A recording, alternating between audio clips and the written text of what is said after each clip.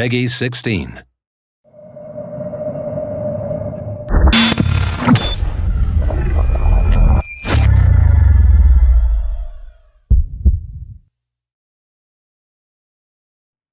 Don't forget who you are and where you come from. F. Scott Fitzgerald.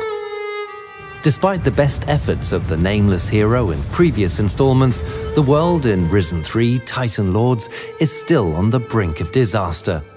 This time, however, a new hero has to step up, and he's got a very personal score to settle with the Titan Lords. You see, their relentless war has not only laid waste to most of the world and unleashed the dead from the depths of the planet, they've also stolen his soul. Our new hero will face a greater yet familiar threat in an adventure that Piranha Bytes have declared is going back to its roots, taking favorite elements from Risen 1 and the original Gothic series. But what does that mean exactly? The handcrafted world. A key trait of Piranha Bytes games is the believable and authentic game worlds that they craft. This handcrafted world is one shaped by narrative. Nothing is there by chance, nothing is placed at random, and nothing is generated. Everything has its own look and purpose, and the larger world, crafted for Risen 3 Titan Lords, is no exception. This time around, the world of Risen 3 gives the hero the opportunity to explore a darker tone, as seen in areas such as Calidor, home of the legendary demon hunters, and Taranis, home of the mages and their protectors, the Guardians. Both of these areas may trigger memories of environments found in Risen 1, and they also offer a distinctly Gothic vibe. Heroes will discover quests and characters as they make their way through this diverse world.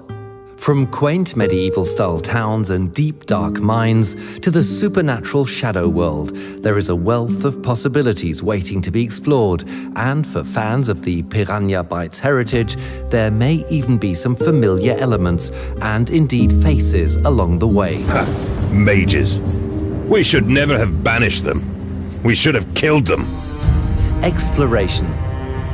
There's much to discover, and heroes are freer than ever to explore, whether it's treasure hunting in ancient ruins, roaming through forests or abandoned mines, and, for the first time ever in the Risen series, swimming off to uncharted areas, both with and without the aid of a map.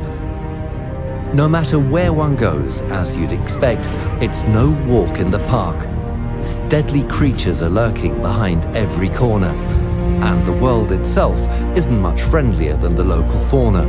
The world contains many dangerous areas loaded with precarious paths, booby traps, dead ends, and of course puzzles. But in Risen 3, as ever, fortune favors the brave, and more often than not, exploration reaps rewards, be it gold, peculiar quests, legendary items, or even secret passages. Attitude. At the end of a hard day's adventuring, our weary hero also can't always expect to kick back and relax peacefully with pals at the local tavern. But hey, that's Risen for you. Not everybody wants to be your best friend from the start, and those that do probably can't be trusted. Respect has to be earned or even taken. Go fuck yourself.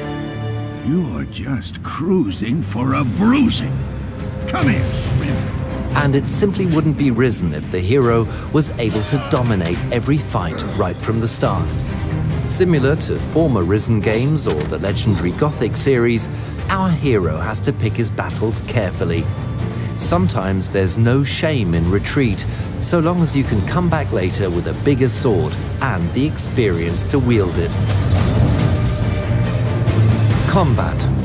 However, hot-blooded heroes may meet a swift demise if they're not careful. The true hero is mindful of his opponents in combat and uses his full repertoire of skills. Fast attacks keep opponents on their toes, but they don't do excessive damage. Heavy attacks, on the other hand, do a lot of damage, but they also expose the hero's defenses. The key is to observe and find the best time to block, evade, counterattack, or even change tactics. Our hero has more combat options than ever before, allowing him to switch strategies seamlessly.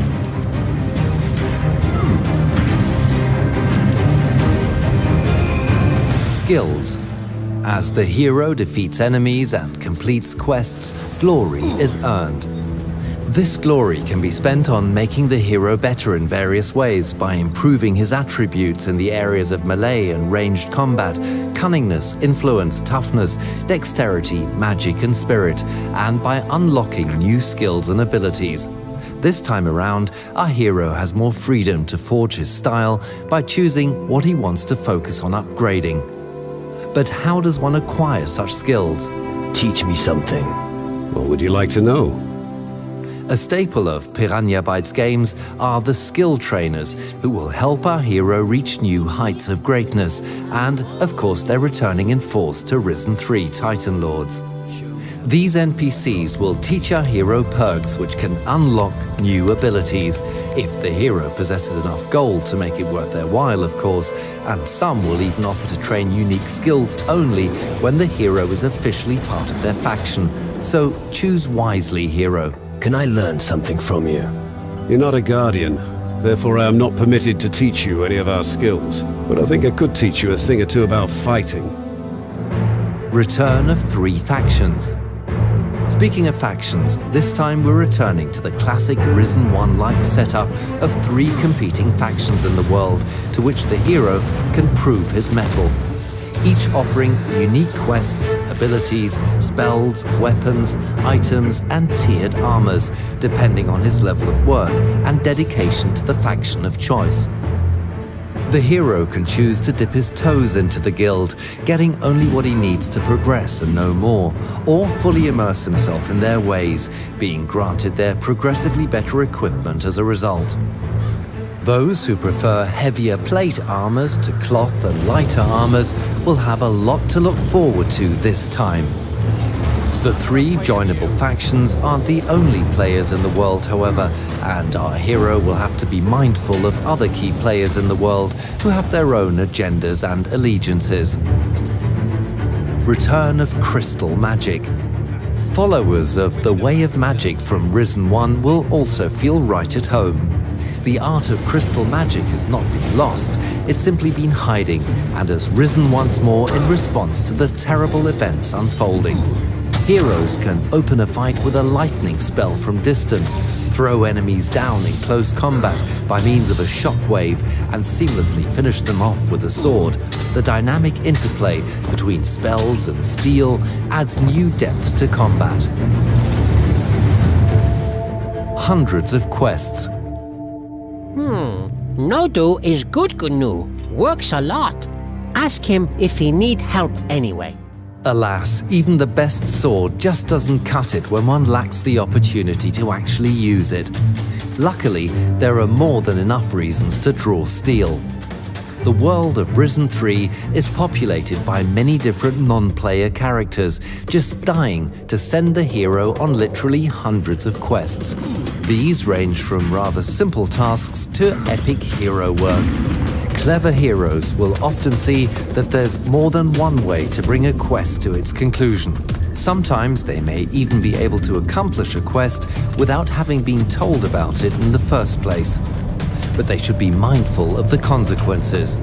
If a few crystals make their way into your pockets from time to time, I'll turn a blind eye. I've been waiting too long for a bag of crystals to be delivered from the camp's mine. I'm not counting on Geralt bringing them anymore. Geralt said I could steal a few crystals in the mine. What? I'll tell Magnus about this, and there will be consequences for Geralt. You squealed on me to Frink. So? So? I'll remember that, you hear? Sure. Crafting. Adventuring is a serious business, and our hero would be foolish to set out with nothing less than the best equipment and items. Crafting returns to allow our hero to take fate into his own hands by letting him brew his own potions, forge his own weapons, craft spells, stat-boosting jewelry, enchantments, and more. Thrifty heroes keen on crafting will know to keep their eyes open for the raw materials in the world, be it from plant life, mining ore, or liberating claws and teeth from hunted creatures. The living world. The brave hero sometimes earns a bit of downtime, and on occasion he can sit back and watch the inhabitants of the world go about their daily business, be it going to work and returning home, training for the troubles ahead, or simply spending their hard-earned cash in the taverns. Ah, customers! The dynamic day and night cycle is also perfect for kleptomaniacs. When everyone's asleep and no one's looking, sticky-fingered heroes can nick anything that isn't nailed down, so long as they aren't spotted. But they needn't worry about overloading their pockets. There's no such thing as over-encumbrance here. Risen 3 is made for players looking for a classic RPG experience, for players that harken back to the days and nights when games refused to hold their hand and left their path and destiny up to them.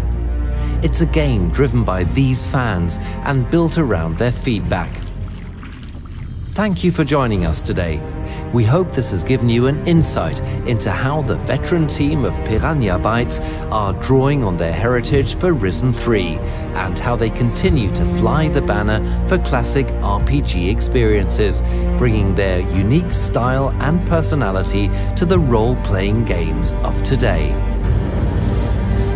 Risen.